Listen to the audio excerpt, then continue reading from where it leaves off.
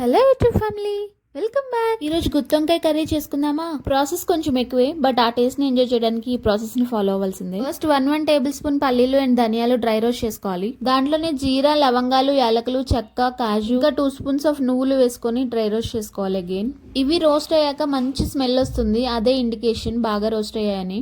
అప్పుడు ఒక ప్లేట్ లోకి తీసుకుని పక్కన పెట్టుకుని చల్లారిన తర్వాత మిక్సీలో రోస్ట్ చేసుకున్న ఐటమ్స్ తో పాటు ఉప్పు, కారం, పసుపు, ఇంకా అల్లం వెల్లుల్లి కూడా చిన్న చిన్న ముక్కలుగా కట్ చేసుకుని వేసుకోండి. ఇవి కొంచెం గ్రైండ్ అయిన తర్వాత ఆనియన్ ఇంకా కరివేపాకు కూడా వేసుకుని అవసరమైతే కొంచెం వాటర్ వేసుకుంటూ మిక్స్ చేసుకోండి. మరీ ఎక్కువ వాటర్ వేయకండి, లూజ్ అవ్వకూడదు. స్టఫింగ్ వాడాలి. ఇప్పుడు మనం దీన్ని గ్రైండ్ చేసుకున్న పేస్ట్ ని ఇలా చూపించిన విధంగా వంకాయని 4 ముక్కలుగా కట్ చేసుకుని దాంట్లో స్టఫ్ చేసుకోవాలి. ఇలా మనం తీసుకున్న అన్ని వంకాయల్లో పేస్ట్ ని స్టఫ్ చేసుకోవాలి. చలో ఇంకా కుకింగ్ ప్రాసెస్ ని స్టార్ట్ చేసేద్దాం.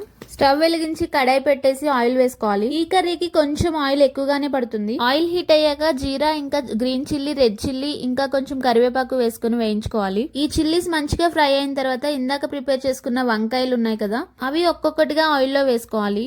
ఈ వంకాయల్ని లిడ్ పెట్టుకొని కుక్ చేసుకుంటే మంచిగా మగ్గుతాయి. వంకాయలు మంచిగా మగ్గిన తర్వాత ఇందాక మనం స్టఫ్ చేసుకున్నాక మిగిలిన పేస్ట్ ని దీంట్లో వేసేయాలి. పేస్ట్ వేసిన తర్వాత కొంచెం వేయించుకున్న తర్వాత వాటర్ పోసేయాలి కన్సిస్టెన్సీకి తగ్గట్లు. వాటర్ వేసుకున్న తర్వాత మళ్ళీ లిడ్ పెట్టుకుని కుక్ చేసుకుంటే మంచిగా కుక్ అవుతుంది. ఈ కన్సిస్టెన్సీ చూసుకొని కొంచెం చింతపండు రసం కూడా యాడ్ చేసుకోవచ్చు, పుల్లగా బాగుంటుంది. గ్రేవీ మంచిగా కుక్ అయిన తర్వాత గరం మసాలా వేసుకుని సర్వ్ చేసుకోవడం. రైస్, చపాతీ, పులావ్ అన్నింటిలోకి కాంబినేషన్ బాగుంటుంది. వీడియో నచ్చితే please like, share and subscribe.